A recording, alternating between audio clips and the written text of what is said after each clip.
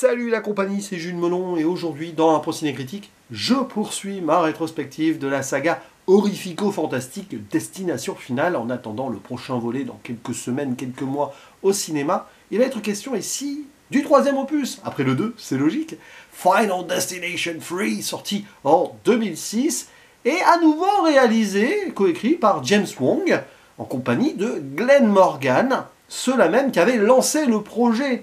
Donc, mais qui n'avaient pas fait sa suite. Donc là, ils reprennent les rênes de leur bébé, pour ce qui est, on va dire, dans le même univers, mais encore une fois, là, par le coup, à 100%, que des nouveaux personnages. Alors certes, Tony Todd revient, le regretté, qui sera là, hein, d'ailleurs, dans l'ultime opus, peut-être d'autres choses derrière, hein, mais en caméo vocal, voilà. La voix d'un démon dans le parc d'attractions et d'un conducteur de métro à la fin, mais c'est quand même lié à la mort, tout ça, hein. Certes, il n'est plus le personnage des pompes funèbres, mais y a-t-il un lien? Peut-être que je le saurai en découvrant ou pas le 4 et le 5. Ou en voyant le prochain en salle, si je vais le voir en salle. Mais en tout cas, en le découvrant un jour, si ce n'est pas en salle. Bref, je m'éparpille, à l'image de certains cadavres qui finissent pas en un seul morceau. Casting complètement anecdotique sur le papier, hein, sinon, sauf l'actrice principale, une certaine Mary Elizabeth Winstead, qui depuis a eu une belle carrière. Sinon, on peut citer à ses côtés, mais si ça vous dit quelque chose, c'est que vous regardez pas mal de séries télé américaines de ces années-là, hein, Ryan Merriman, qui avait fait le jeune caméléon dans la série du même nom, Amanda Crew ou Chris Lemch.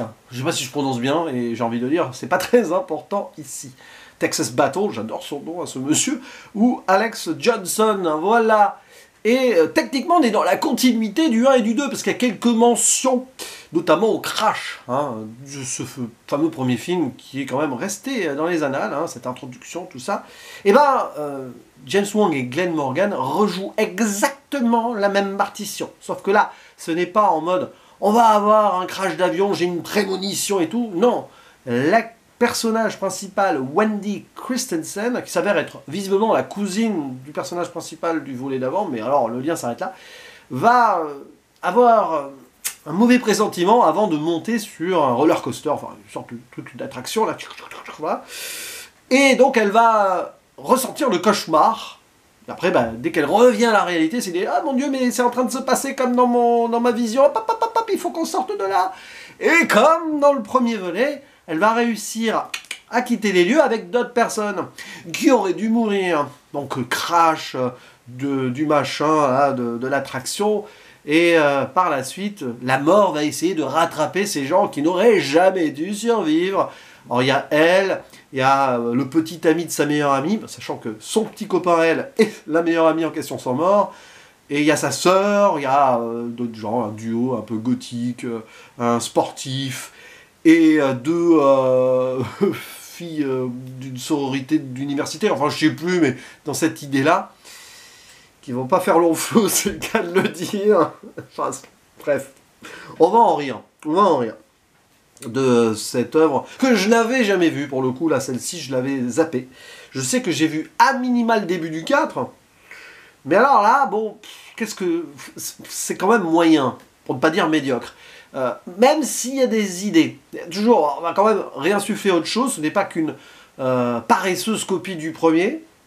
Bon, évidemment, il y a les tropes qui reviennent, hein, le destin, tout ça, la fatalité, est-ce qu'on peut intercéder face à cette force supérieure, le numéro 180 qui revient, qui semble être le numéro de la mort, pourquoi pas. On peut pas se retourner complètement, d'ailleurs, c'est marrant parce qu'il y a une chanson qui revient, turn around, je sais pas quoi, là, et si vous faites 180 degrés, vous retournez. Je sais pas si c'est en lien, je viens d'y penser, là. Bref, c'est une succession de on doit survivre, on doit empêcher l'un de mourir, machin, tout ça, est-ce qu'on va pouvoir tromper la mort, blablabli, blablablou. Mais, ce qui est rajouté, donc j'y viens, c'est que on prend des photos avant donc ce qui va se passer au niveau de l'attraction. Et sur ces photos, on peut percevoir des détails, de trucs qui font que, ouais, ça annonce la mort, et même qu'on va pouvoir percevoir comment ces gens vont mourir. Alors, il y a une logique qui m'échappe, c'est que ces photos, elles ont été prises avant qu'ils meurent normalement dans le truc d'attraction. Mais là, en les revoyant, ces photos, c'est qu'on va voir comment ils vont mourir après. Ils n'auraient jamais dû mourir comme ça, mais pourquoi pas. C'est-à-dire qu'il faut chercher les indices et se dire dans quel contexte cette personne va mourir et tout, machin.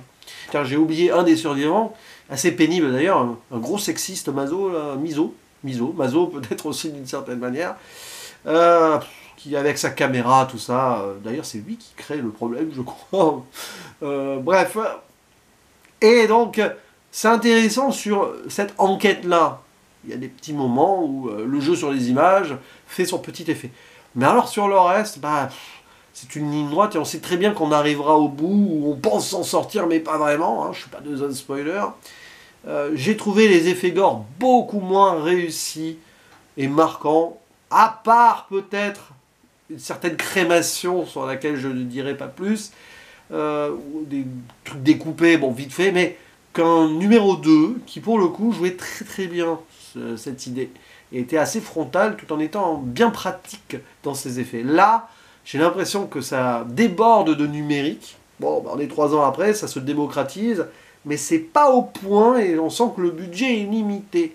Rien que les scènes, donc j'allais dire Minecraft, de trucs d'attraction au début, c'est quand même un peu dégueulasse. Bon, c'est pas terrible, quoi, dans les effets ou les corps qui tombent. Hein. Puis arriver au bout, alors, sans en dire plus et pourquoi on en est là, hein, au métro, le montage épileptique et tout, voilà. Donc il y a quand même des trucs qui visuellement passent beaucoup moins que le 2 et même le premier. Et sinon, pour le reste, bon, ça peut être sympathique comme ça à regarder avec leurs échanges sur je doute, j'y crois pas. Et si c'était ça, machin, tiens, si on sauve celui-là, est-ce qu'on brise la chaîne et du coup ça recommence autrement? Alors, plus ou moins. Je trouve que c'est quand même plus paresseux aussi au niveau de l'écriture, à part les photos. Le 2 présentait un intérêt autre. Là, j'ai un peu l'impression que ça se repose sur des lauriers d'un film qui vient là pour cachetonner. Donc ouais, c'est le plus faiblard des trois, je pense. De loin, pour moi, à date, enfin, de loin. C'est le moins bon des trois. Clairement, j'ai pas grand-chose d'autre à dire dessus, si ce n'est que l'on voit quand même, sur certains moments, que Mary Elizabeth Winstead peut avoir une carrière positive devant elle, même si c'est pas non plus exceptionnel. Elle capte quelque chose, elle a un regard, un charisme. Mais bon, pour le reste, hein, j'ai envie de dire... ouais. Il y a quand même aussi des trucs qui peuvent m'amuser comme ça, parce que je pense que c'est des petits easter eggs. C'est cette idée de jouer sur l'histoire de l'Amérique, les présidents, on parle de Lincoln à un moment, Benjamin Franklin. Bon. McKinley, c'est une colonie, je crois que c'est en Pennsylvanie, qui a été créée il y a 300 ans, et donc il y a le tricentenaire, tout ça. Bon.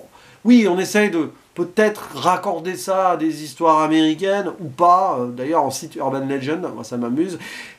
Il y a un truc qui est quand même assez osé pour l'époque, parce qu'il faut recontextualiser, 2006, des références au 11 septembre.